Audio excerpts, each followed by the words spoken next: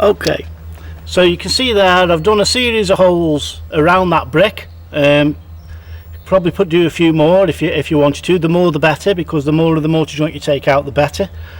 So what I'm going to do now, I've gone in at a 90-degree angle, so I've gone straight in 90 degrees with the drill bit. So that's created a hole through the entire brick. So what I'm going to do now is, where I've done the holes, I'm going to drill on a 45-degree angle, so I'll take even more of the drill, but the joint out.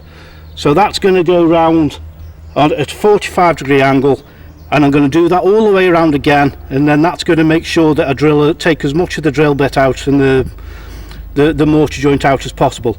What's really critical here is don't tend to use the drill bit as a chisel to waggle it about, because what you'll do, you'll end up with about 13 drill bits stuck in your mortar bed and you can't get them out. So it's really important that you keep the drill steady, horizontal, and go through the mortar joint as best you can.